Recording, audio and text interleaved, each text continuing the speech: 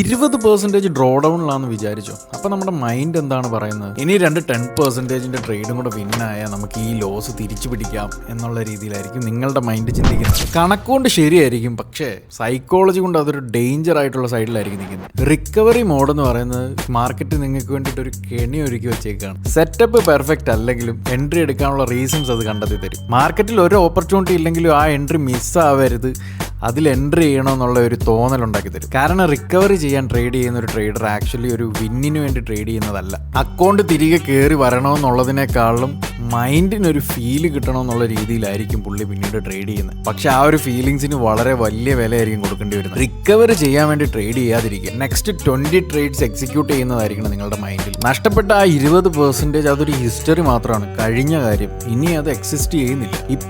ഇപ്പൊ കറന്റ് നിങ്ങളുടെ ബാലൻസ് എന്താണോ അതാണ് നിങ്ങളുടെ നെക്സ്റ്റ് സ്റ്റാർട്ടിംഗ് പോയിന്റ്. അവിടെ നിന്ന് നോർമൽ റിസ്കിൽ ട്രേഡ് ചെയ്യുന്നതാണ് യഥാർത്ഥ റിക്കവറി. അവിടെ നിന്ന് ഡബിൾ റിസ്ക് ചെയ്ത് ട്രേഡ് ചെയ്യുന്നത് റിക്കവറി അല്ല, അത് നിങ്ങളുടെ തന്നെ കഴുത്തിൽ കയറ് ചുറ്റി വലിക്കുന്ന പോലെ ഇരിക്കും. മാർക്കറ്റിന് ഒരിക്കലും നിങ്ങൾ 20% ഡൗൺ ആണെന്നുള്ള കാര്യം അറിയില്ല. പ്രൈസ് ആക്ഷൻ നമുക്ക് വേണ്ടിയിട്ട് അഡ്ജസ്റ്റ് ചെയ്ത് തരാനും പോകുന്നില്ല. ഇന്ന് നിങ്ങൾ ലോസ് ആയി എന്നാൽ അവനൊരു നല്ല ട്രേഡ് കൊടുക്കാമെന്ന് മാർക്കറ്റ് ഒരിക്കലും വിചാരിക്കാൻ പോകുന്നില്ല. നിങ്ങളുടെ റിക്കവറി ആവശ്യം മാർക്കറ്റിന് ഇൻവിസിബിൾ ആയിരിക്കും, പക്ഷേ അതേ ഇൻവിസിബിൾ ഇമോഷൻ നാളെ വിസിബിൾ മിസ്റ്റേക്ക് ആയിട്ട് പുറത്തു വരും. ലാസ്റ്റ് ട്രേഡ് നടന്നിട്ടില്ല എന്നുള്ള രീതിയിൽ തന്നെ നെക്സ്റ്റ് ട്രേഡ് എക്സിക്യൂട്ട് ചെയ്യുക. ഒരിക്കലും ഇമോഷണൽ മിസ്റ്റേക്സ് കാരണം നിങ്ങളുടെ റിയൽ മണി ലോസ് ആക്കി കളയരുത്. ഈ ഒരു സൈക്കിളിൽ നിന്ന് പുറത്തു വരണമെങ്കിൽ ഫോളോ ഫോർ മോർ.